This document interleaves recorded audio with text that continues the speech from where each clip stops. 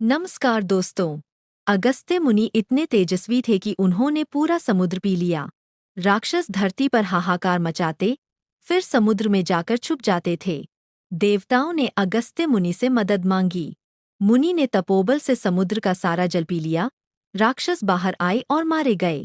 रामायण में भी समुद्र पार कराने में उनका योगदान है। इन्हें वातापी भक्षक भी कहते हैं, क्योंकि उन्होंने राक्षस वातापी को भी निगल लिया था। जब सूर्य देव रोज की तरह अपने रथ पर सवार होकर निकलने लगे, तो मार्ग में आ गया विशाल मेरु पर्वत। मेरु पर्वत ने सूर्य देव अपनी भी परिक्रमा करने को कहा, लेकिन सूर्य देव ने सृष्टि के बनाए नियम के अनुसार बताया कि मुझे यहाँ परिक्रमा नहीं करना है। इस पर मेरु पर्वत अपना आकर बढ़ाकर सूर्य देव का रथ रोक दिया और पूरी सृष्टि अंधकार में डूब गई। तब देवताओं ने अगस्त्य मुनि से प्रार्थना की।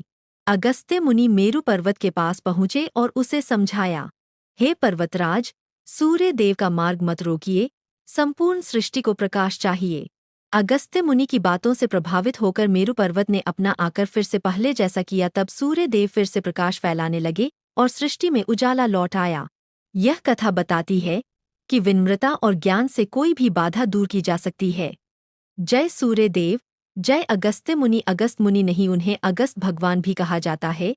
उनसे जुड़ी दूसरी प्रसंग सुनने के। जब भगवान श्रीराम रावण से युद्ध में थके हुए थे और चिंता में थे, तब अगस्त्य मुनि आकाश मार्ग से प्रकट हुए और श्रीराम को आदित्य हृदय स्तोत्र का पाठ करने की सलाह दी। उन्होंने कहा, हे राम, यह स्तोत्र अत्यंत प्रभावशाली है।